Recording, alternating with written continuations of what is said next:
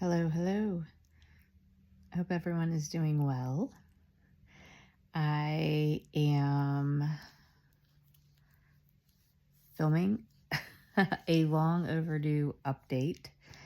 I'm going to try to do it quickly, and I may go in and out with like my volume of my voice because I am sitting in my room and my 2-year-old little boy is sleeping. And my girls are coming home from a softball game, and I have some time. And I realized this afternoon that it has been another minute since I have updated my YouTube channel on what has been going on in my world.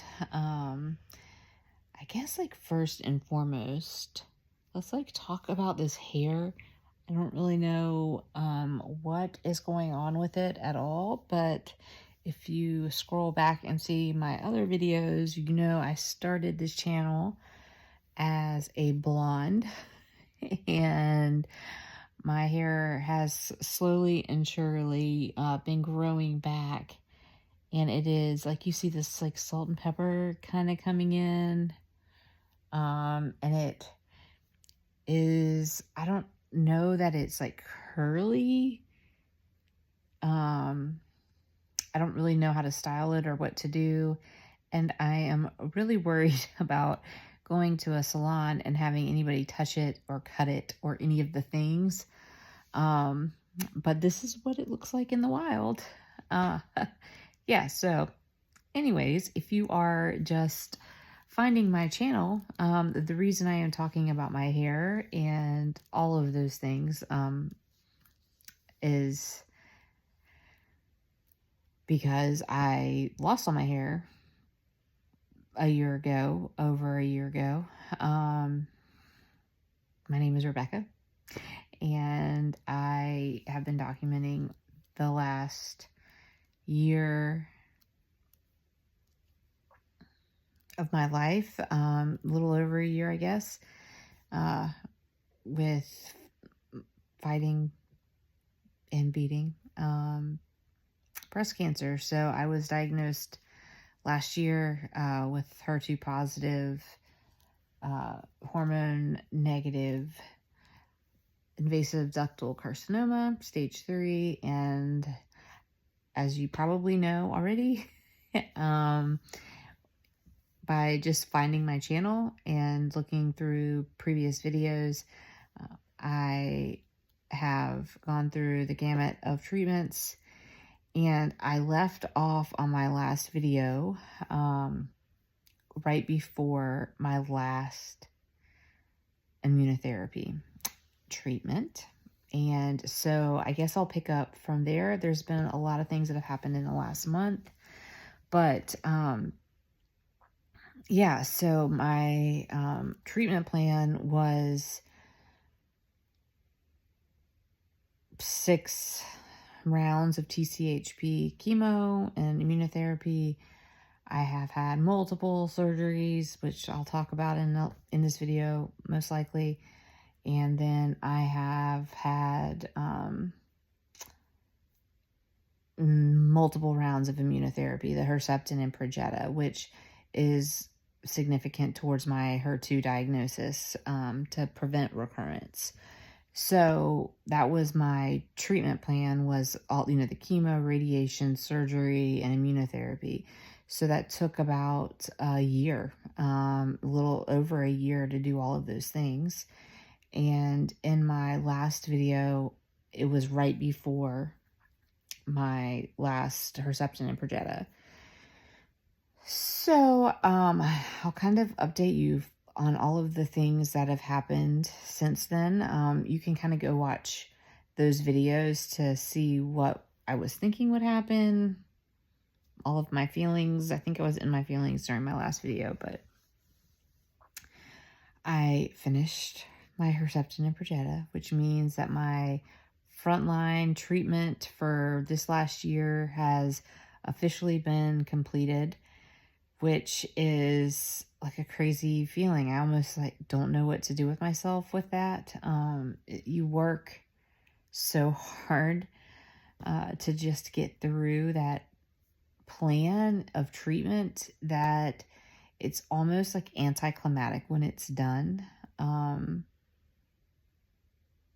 when I was going through chemo, like I just wanted to get through chemo because it was so hard. It was just so, so hard that it made everything else seem easy. And then, I was so stressed out about having surgery to get any potential remaining cancer cells like out of my body. And then, I had so many complications with that, but I got it done. I got the surgery, the important part of the surgery done, the reconstruction, not so much. But then I did 25 rounds of radiation, and I think I have a video where I got done with that and just started crying because it was one more thing that I checked off, and I didn't know if I would feel like that after my last infusion, but I honestly just didn't even know how to react.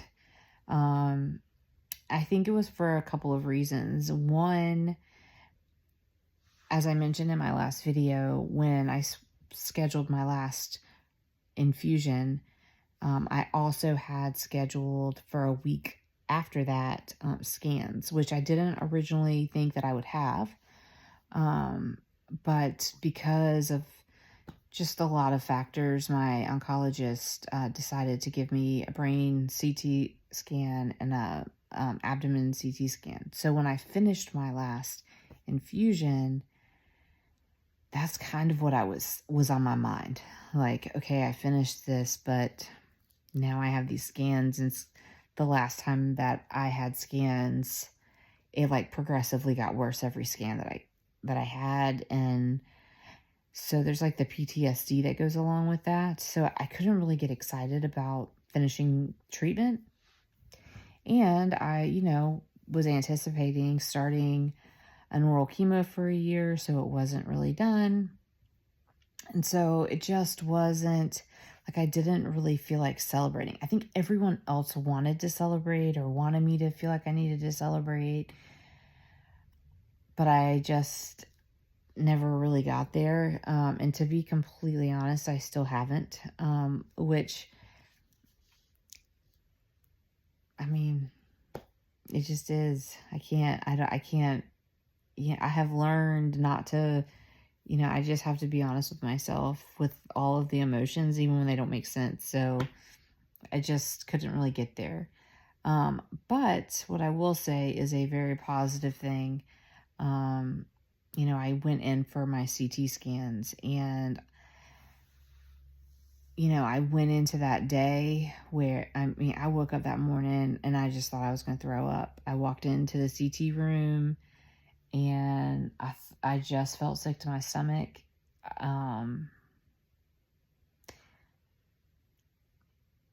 It's almost, and honestly, I walked in and like the whole thing, like with getting a CT and like having to be injected, like hooked up with the stuff that they, goes into your body to make everything light up.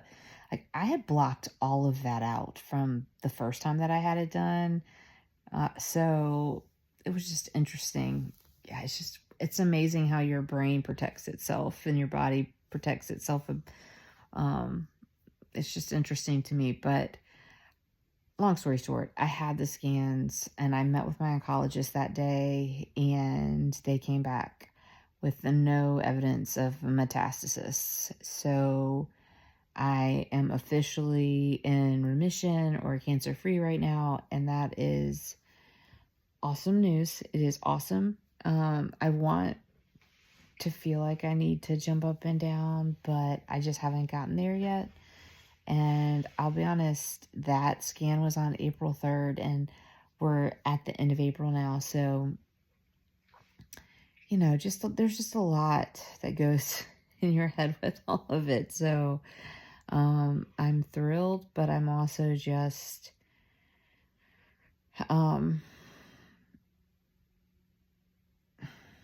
I don't know. I don't even know how to, I don't know how to identify my emotion.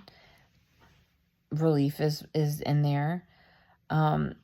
It seems like there's always something else going on to kind of keep me distracted, I guess. I don't know if that's a good thing or a bad thing, but if you will recall, the last time that I did an update, I was talking about a couple of things. One, all my labs had been wonky. My numbers, my iron, my magnesium, all of the things had been out of whack. At my last oncologist appointment, everything was normal. So that's also wonderful.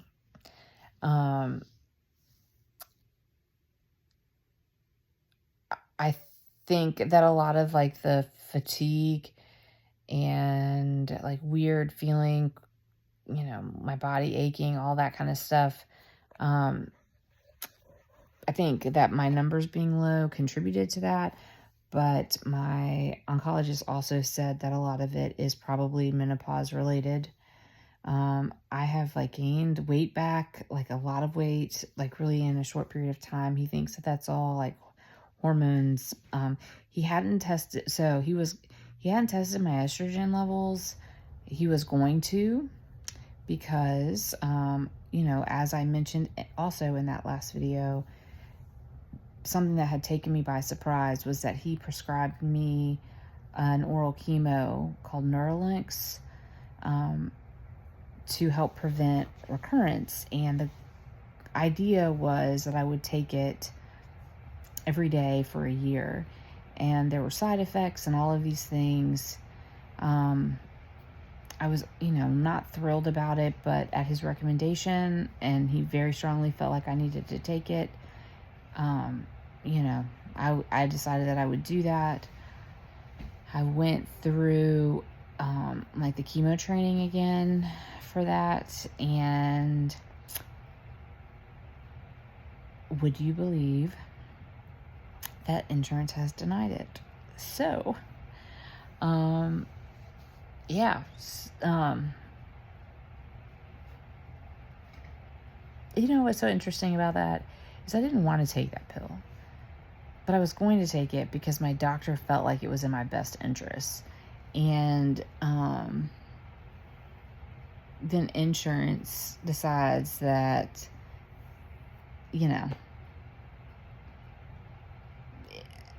I don't need to take it.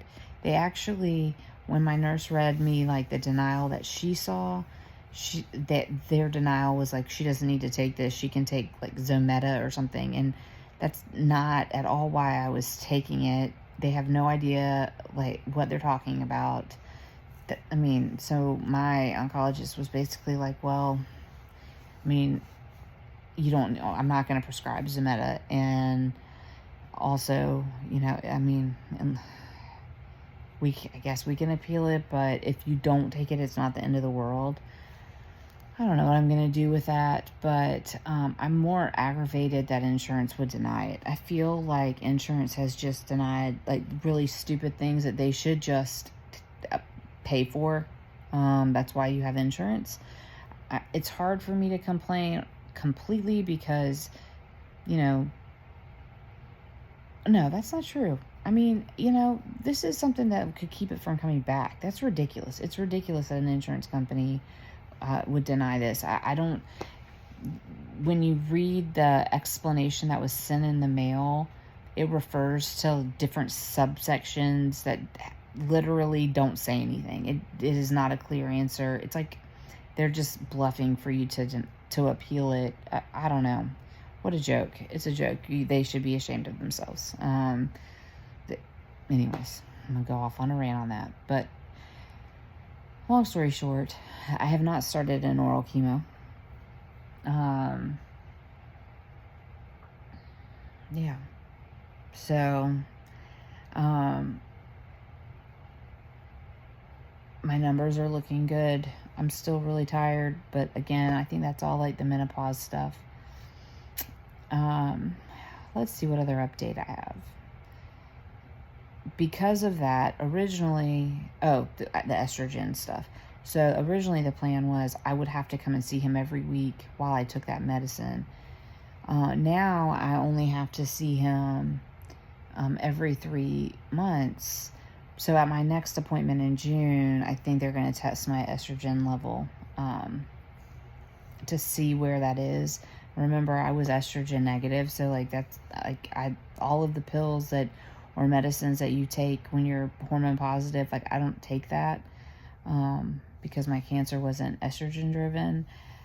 The question is whether or not like I'm in full blown menopause and it's gonna like stay that way, or if it my period's gonna come back. We just don't know. We don't really know what's gonna happen with that. So that's that update. The other thing that I'm not sure if I mentioned this in the last video, but there was, I have no intention of doing reconstruction over the summer because I want to be able to go on vacation and enjoy my kids this summer, and I started a new job in January that's been really busy and it's great. So I just wanted to get through August. And you can go back and watch all of the multiple surgeries that I've had and my opinions on, my surgeons here and all of this. I have been having like really like tightness and discomfort on my right side that has been radiated. My two sides are completely uneven. They look completely different, even though they have the same amount of, like, they were filled with the same amount of saline. They're two different size expanders. Obviously one's like high up and one's low. I can't wear a bra because it is very painful underneath, like where the scar tissue is.